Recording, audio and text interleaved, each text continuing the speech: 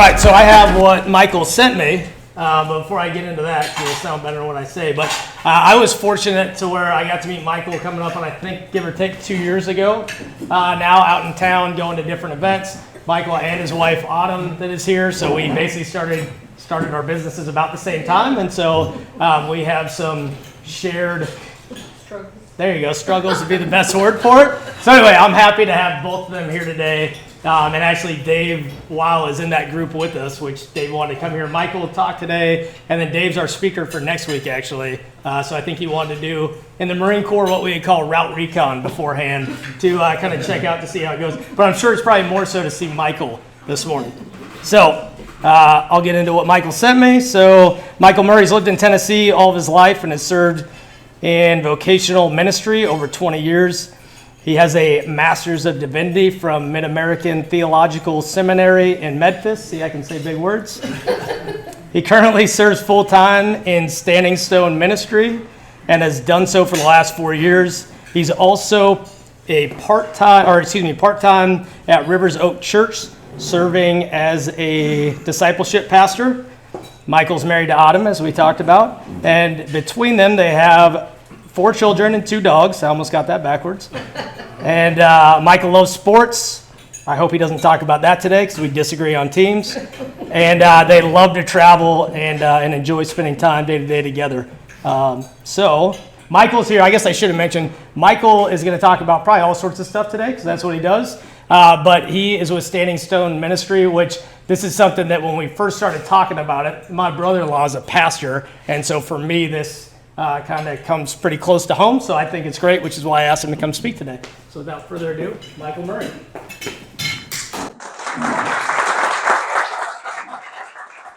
Let's be very clear. Dave Wiles come today so that he can one-up me next week when he speaks. So he's going to hear how I do. Hey, Thomas, that's what I was on. Thank you guys so much, I guess Jeremy, but thank you all for allowing me to come and share with you a little bit today. And I'm going to specifically be talking about Standing Stone Ministry. I want to ask you a question before I start today, and that is this. How many of you in your whole lifetime maybe know of a pastor or someone in ministry personally, or someone who you've run across or sat in a congregation with, but do you know anybody in ministry who has struggled, who's had a tough time, who maybe is not in ministry anymore? Who maybe had a real tough situation happen in their life because of that? Well, I want you to be thinking about that as I talk today about this ministry called Standing Stone. I'm not going to bore you with too many slides about the history of this ministry, but I do want to talk about a couple of them real quickly. You don't have to know this couple, Jim and Debbie Hogan, but in 2002, they, after sitting under generations of their families experiencing pain and devastation, of losing pastors to burnout, infidelity, things like that. They just felt prompted by the Lord. And I'm going to talk pretty faith-based today. Obviously, you would expect that with being a part of a ministry. To create a ministry to design to strengthen and encourage couples. It started out this way. They built a log cabin ranch. And what they wanted to do was have married couples in ministry come out and stay for a week with them to be refreshed, renewed, to be encouraged, those kind of things. So what that led to, and you may not be able to read this from where you're sitting, but what that led to is they realized, well, hey, let's reduplicate that across the country and have other couples that we know in different states who could also provide a place for people to come that way. And in 2014, it expanded to be called Standing Stone Ministry, where it is today, where they have a team of field shepherds, of which I am one of those people, who provides trusted and confidential relationships with ministry leaders and their spouses. It's faith-based, but what I'll talk about now and say in a minute is that this is a faith-based ministry that is a non-feeable cost to ministers, and I'll talk about that in just a second. It's spread across the United States. We only have about 200 and something field shepherds right now, thinking about the United States and our world. That's not very many. It's actively, fastly growing more and more. Just a few statistics. I don't want to bore you with all that. Not everybody likes statistics, but I want to tell you some things that are accurate. 42% of pastors think about leaving the ministry all the time. You would think, why would they do that? But they do. 35% battle depression or fear of inadequacy. 80% believe ministry has negatively affected their families. There's a lot of kids of pastors who don't go to church anymore now because of what the church did to their parents or even to them. 65% feel their family live in a glass house and fear they're not good enough to meet expectations. 70% do not have someone they consider to be a close friend. Think about that. 70% of people who serve in ministry don't feel like they have someone they could call a close friend that they could talk about anything to, no matter what's going on. And then 27% of pastors report not having anyone to turn to for help in a crisis situation. One of the things you got to understand about ministers is that they put on their pants legs like we do. They pay bills like we do. They have life happen like we do. And you know that in theory. But a lot of times, to a lot of people, ministers should always have it all together and never have any problems at all. I want to talk about myself real quick, just for a moment, because it ties into why I'm in this now. I served in vocational church staff ministry in 3 separate churches for almost 20 years, from about 1994 to about 2013. Got married to my first wife. Yes, I said my first wife. I don't have two. I only have one, but I had a first wife. Married in 1995. We had 3 children between us from 1999 to 2007. But in 2012, around 2012, I fell into sin and lost my mind and had a failure. And it resulted in me being divorced, and it resulted in me being out of ministry. I knew nothing about Standing Stone Ministry, but I did know this. There was nobody I was going to talk to about that for 2 reasons. And this is why ministers don't talk to people most of the time. The first reason is, what will people think? Secondly, what will happen to me if they know? That was me. I regret that, but that was me. So I was out of ministry. If you get to know me at all, when I tell you where I worked right after that, you would laugh, because I went to work at Nissan at a night shift job, test driving cars around the track. I am not a manufacturing plant guy by any stretch of the imagination. I am mechanically challenged. The fact that this is working right now is really a surprise. But I went and worked at Nissan to hide. I was shamed, embarrassed, broken, but didn't care at that point. While I was sleeping, people were awake, and while I was awake, people were asleep. Sounded like a great thing, right? But it wasn't. Then I went to work at the YMCA. That's not here anymore, but I remember the YMCA. I started as the program director over camps and sports. I was working a day job, but I was still not right at all. And then I started selling health insurance for U.S. Health Advisors. And so for that period of time, I did those things. But November 30th, 2015 was a very important day in my life that I'll share with you that may not sound as important to you, but it was to me. I had reached a point that day. It was the day before I was supposed to take my test to be licensed to sell health and life insurance. And I was laying in my bed crying, broken, physically, mentally, spiritually exhausted, and just kind of at the end of my rope. So I did the real spiritual thing. I called my sister. I said, "Hey, don't you take anxiety medication? I think I'll go find my doctor and get prescribed a medication. That'll take the edge off and I'll be fine." Obviously, that was dumb. Not that anxiety medication is not a good thing, but for me, that was not the solution. But I came back to my place by myself, no one around, and I just fell on the floor, broken before the Lord, just in repentance and crying out to Him, saying, "Look, I don't know what's going to happen the rest of my life, if I'm going to be in ministry ever again, if I'm going to be married ever again. I don't know anything that's going to happen, but I've got to be right with you, and I've got to get my life back the way it's got to be, and I've got to find somebody and talk to and get help," which I did. But that resulted in 6 months later, after being put back together and restored, meeting this beautiful lady over here, who is a lot younger than me, but she's awesome. And she, by her grace and by God's grace, thought that she could spend time with me the rest of our lives. And so we got remarried. I got remarried in 2017. And then I had a restlessness about being back in ministry. And so from that came a lot of discussions, a lot of prayer. And then I returned to ministry actually in 2020. The Standing Stone Ministry found me. I was not, I didn't know what I was supposed to do again in ministry, but I knew I was supposed to be back in it. The calling never left me. I left the call, if that makes any sense. And so I was talking to my pastor one day, and we were talking about all this, and he said to me, he said, "Hey, have you ever heard of Standing Stone Ministry?" And I'd heard about it. The only way I'd heard about it was this. There was a pastor in town. If I can even say his name out loud. His name is Mike Lee. And he shares his story all the time. He tells me I can always talk about his story. Mike had a failure with his wife, and they met with a guy named John Duvall in Standing Stone Ministry for about a year. God restored their marriage. He is serving at Experience Community Church right now on staff. And God did amazing things in his life and changed his life. That's all I knew about it. So I left talking to my pastor, called John Duvall. We met and talked. I told him my story, guts and all, a lot more than I'm telling you today. He told me about the ministry, which I'm going to tell you about now. And he said, we're looking for people like you who have years of experience in ministry, who had a fall in their life, but who God put back together. We need people like that to meet with ministers and spouses and ministry leaders to help them stay healthy in ministry. That's what the mission is of Standing Stone, is to guide ministry leaders into healthy ministry. What is healthy ministry? Healthy ministry is where they are functioning at the highest level possible, with their families, with their kids, with their spouses, personally, with things within. We believe that congregations that are healthy are a result of healthy pastors and people in ministry. We see people in parachurch ministries, missionaries, all kinds of people that are in ministry. But we want them to be healthy enough to guide their churches and organizations, and so our communities can be healthy as well. Our vision is to see that all across the United States for Christ, spreading the good news of the gospel in neighborhoods, communities, and cities. If you're a part of a church in this room, you understand the importance of your staff members being healthy and functioning in the best way possible at the highest capacity possible. And the method we do that is we establish trusted, confidential relationships with pastors and ministry leaders. So when I meet with people, the first thing I tell them is, I'm up front with them. I say, by law, as long as there's nothing going on abuse-wise, everything you talk to me about stays right here. It's a vault, and you never have to worry about it. And they'll look at me, and they can't believe that.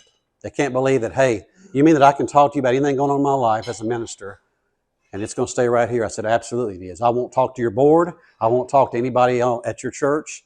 I care about you and walking with you and having that relationship established for as long as you need it to, at no cost to you. How does that work? How does that happen? Well, how that happens is this is the one thing that I was not going to do the ministry for. It's the one thing that almost kept me from doing it until my wife convinced me that if God calls you, he'll provide for you. And that was this. They ask all of us as field shepherds to raise our own support for salary, to pay our bills and our expenses for our own family, so that ministers can see us always for free. Never having to pay a cent, never having to pay a dime, never having to have a financial burden about meeting with somebody. As you know, counseling can be very expensive. And not all ministers make a ton of money. I know some do, but not all do. It gives them an opportunity to have that burden lifted right away from the start. And so that's what happened. So I want to tell you a story real quick. And if the video can be shown in a minute, we'll try that. If it can't, we'll try. There's a guy in West Tennessee. I had been caring and shepherding for a guy who was on the same staff with him. And I knew him. And this guy eventually left this church staff because the church staff was pretty toxic. The leadership of the church was not doing healthy things, and they were feeling the brunt of that as being support staff. The guy I was caring for said, hey, I'll use his name, Stephen. Stephen, you need to contact Michael and talk to him. I think he could really walk with you and help you, because he was struggling just like my other friend was that I've been caring for. Well, that friend eventually left that church and went to a place in Texas, and Stephen was still here. So Stephen would tell me 6 months after we started meeting, he said, Michael, you need to know this. He said, 6 months ago, before I reached out to you, I drove down my street one day, and I was at a four-way stop, and I could turn left to go back to the church that I was really struggling in, and it was toxic, and I was just hating being there.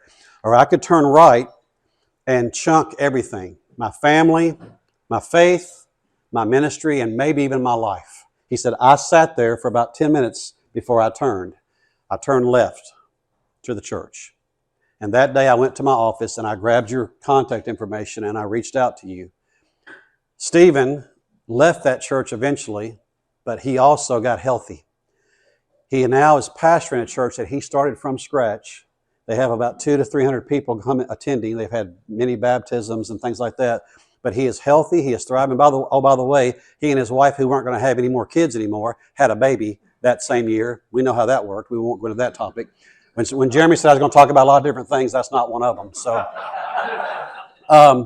and so the reality is that he calls me his pastor. Now I say, don't call me that. I'm not your pastor. But he says, no, you're my pastor because you cared for me when I needed to be cared for, and no one else I thought could. That's just one story. I'm going to see if we can play this video real quick. This is a guy that I've been shepherding and caring for that serves in FCA. Y'all have heard of FCA, I'm sure. So let's see what happens. No? Not going to happen? I don't think so. Hold on. Let me do it a different way. Okay. And I trust Andy with all my heart because, like I said, I'm technology challenged. So. If it hadn't worked, that's okay. It would have automatically started. It would have started playing? Okay. Oh, here we go.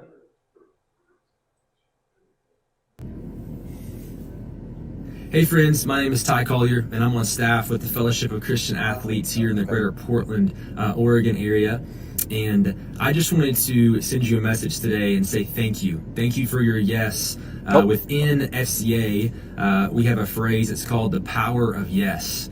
And So the reality is there is power in your yes. And so thank you for investing through prayers, through your finances, and even time into what the Lord is doing through Michael Murray and Standing Stone Ministries. I'll say this, being a full-time minister, it is extremely encouraging and refreshing to hop on a phone call where an individual is more focused on what the Lord is doing in me versus through me. Because the reality is the in is more important than the through. And so our discussions are always so life-giving. They're encouraging, and I'm so grateful for them. It's a time where I feel like I'm being filled up and I'm not having to pour myself out. And for those of us in full-time ministry, it's extremely important. And so thank you for your yes. I appreciate you, and God bless. I know that was hard to hear, and for some of y'all in the back, you didn't hear it at all. But basically what he just was thanking people for their investment in the ministry, because for him, these conversations that he and I get to have are life-giving to him. He doesn't feel like he needs to be doing anything in our conversations but just sharing and talking and receiving. A lot of ministers are always giving. They're always giving out to people. And he realizes that I'm doing things in him and not through him that he's always having to do. So that's kind of the gist of what he's talked about and said. He lives in Oregon. He used to live in this area. And so we've struck up a relationship, and that got to continue as he left to go out there to serve. So the last thing I would say is this. How can you help? You're thinking, well, this is all great, but how can I help? I'm not here to proselyte or beg or even, recruit or anything like that. But if you feel prompted to talk to me further about this ministry, about how you might could partner with us in this, we care for ministers local and all across the United States and in the world. There's obviously a way to be a monthly supporter of us. The amount is the amount that God says is the amount for you. I don't tell you how much to give. I don't tell you how much you have to give. What I say to you is what your amount is the right amount, because that's where you came to the conclusion of your finances and where you want to do. Obviously, a yearly annual gift or even a single gift, obviously all that goes towards taking care of me and my family as we take care of others. And that's how that goes. This is a QR code, and if you want to scan that today, you can. I'll leave it up there for a little bit. And that just gives you a direct link to my donation thing. But really, from this presentation today, what I want to encourage you guys is a few things. One is, if you ever want to have a further conversation with me about this, and I'm going to leave time for questions right now if we have time, then we can do that. We can sit down and have coffee and talk about it more, so you can learn more about it. I have cards on the table here that you can grab, and that way you have my contact information as well. But all I want to do today was just expose you to this very, very important ministry. This ministry is happening, and it's changing lives because of it, and it's causing places in all the world to be healthy as far as the way they serve other people. So I want to stop at this point, tell you thank you for letting me speak today, and ask if you have any questions at all that you might want to ask me that I can answer. If you ask a question I can't answer, I'll make it up to where you think I knew the answer all along. So I'll do that. So any questions at all? Yes, sir. I think I know the answer to this, but I assume this is open to all Christian denominations. I'm glad you asked that. Yes, it is. It is totally non-denominational. I would not have. It sounds bad to say this, but I probably would not have joined it had it been a particular just one denomination only, because I don't feel like that matters in the sense of caring for ministers, no matter what denomination they are. So you're right. It is across the board. Yes. Is it specific to church pastors, or is it church administration, people, council? Great question. It is for all. Anybody that serves in any kind of ministry. I've cared for people in an addiction recovery ministry. Obviously, parachurch organizations like FCA.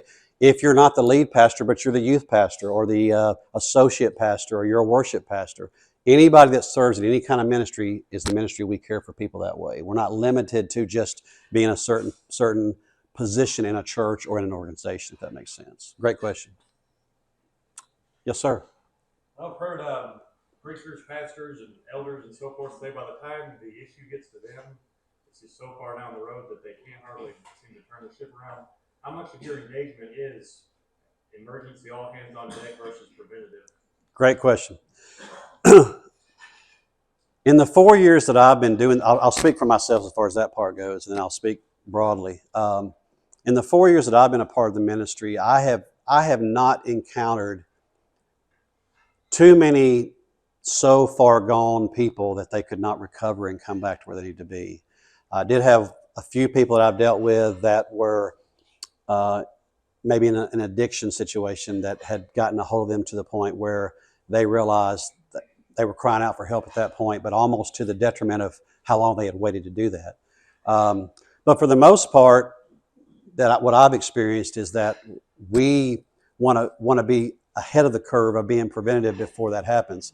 However, from a broad perspective of Standing Stone, there have been lots of situations where, because of affairs, because of addictions, because of different kinds of situations going on in their life, they're even out of ministry sometimes when they get to us because they've had to resign from their church or quit their organization, and they're just out there in no man's land.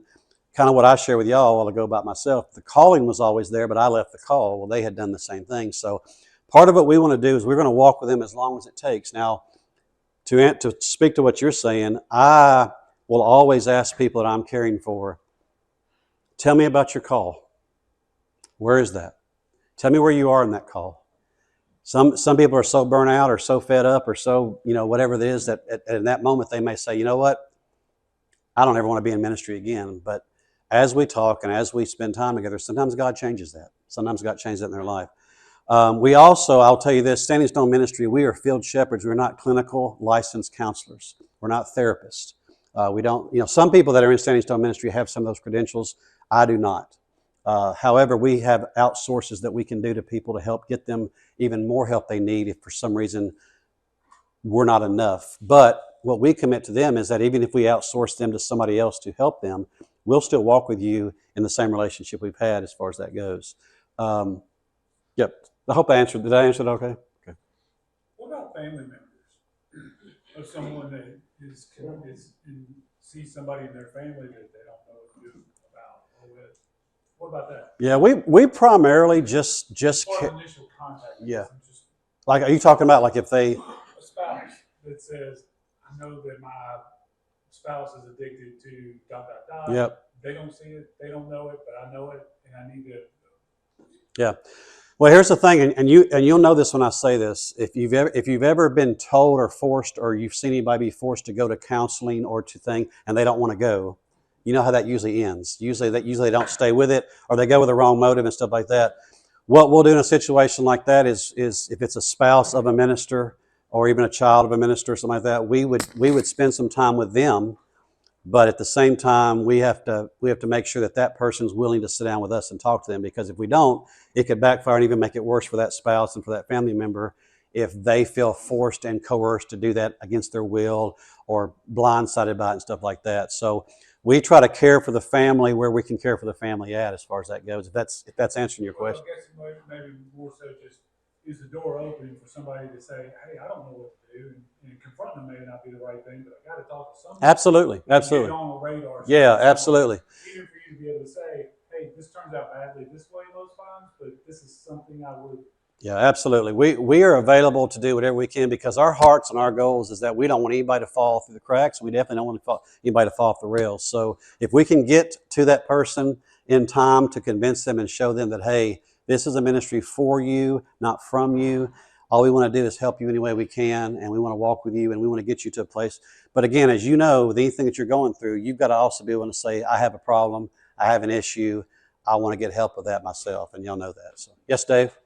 Does everyone in ministry already know about Standing Stone, or how do we best help them? Do we give them the website or your information? Yeah, that's a great question. Somebody said when I first got into this ministry, they said this is the best kept secret that no one knows about, best kept ministry that no one knows about. Standing Stone Ministry is continuing to expand. You got to understand, when it was started by Jim and Debbie Hogan in 2002, social media, Facebook, all that kind of stuff was not really in their radar from their age and all that kind of stuff. And so we're getting ahead of the curve more and more with Facebook ads, with promotion. But because this is a confidential, safe, and trusted ministry, we have to be kind of careful about how much we broadcast it, because we don't want it to be something that churches get a hold of and they start going, oh, you know, I heard you're meeting with Standing Stone. We want to hear what you've been talking about and all this. We guard ourselves against that. So the website, which is on my card, is a great place to check. Obviously, I'm a resource. You can actually go on our website, I think, and request a field shepherd to meet with yourself as a pastor or as a ministry leader or as a spouse if you need that. So there's ways to do that as well. Does that answer your question, Sylvie? A lot of it's word of mouth. If you know about this ministry today and you know of anything going on that you can point people to me or someone else, please do that and let us know so that we can get on ahead of the curve of that too. So, yes, ma'am. So when you started out, you talked about this 1 week retreat that ministers went to. Do you personally offer that? We still offer retreats. We have retreat shepherds that do that. I am just a field shepherd who meets with people individually on a regular basis, but we do still have the retreat part of the ministry that exists. That did not go away, which has been awesome for people to. So sometimes when we meet with people like we can refer them and say, hey, you might want to consider taking a week away to do that. So yes, the retreat stuff still happens. What's your capacity of your retreat? That's a great question too. I think it's about 2 or 3 couples. They want it to be as intimate as possible and not to be too large as far as how many people can come, which makes sense if you think about it, especially depends on what they're going through. They want it to be a time where they don't have to give anything, that they get to receive as much as possible and have as much attention given them while they're there. So,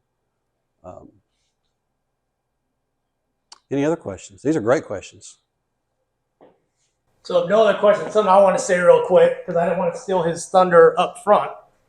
So a little bit different than some of the speakers that we've had up here before. I know a few of us got asked to help find speakers for whatever month we were assigned. And when I started thinking about the speakers I wanted to have come up, I started thinking about people that were doing things in the community for other folks, as I think we all do as we look for speakers. Michael, like I said, my brother-in-law is a pastor, so what he had to say really resonated with me anyway. A good friend of mine was a pastor at a church recently who was going through a lot more that just as a friend that I could help with that I noticed. And so I asked Michael, I gave him Michael's information, asked him to reach out to Michael, and I feel like Michael helped him out quite a bit. And so that was a reason why I thought Michael would be a good fit to come in here and talk about some of the things he's doing in the community. So, sorry. No. Well, listen, that's all I have today. I want to be respectful of y'all's time. I appreciate the opportunity. And like I said, if you have further questions, my card's on the table. Please reach out to me. We can have some further conversation about it. I just thank you for the opportunity to be here. I'm very honored to be able to be a part of it. Y'all do great things here, and I know that. So thank you.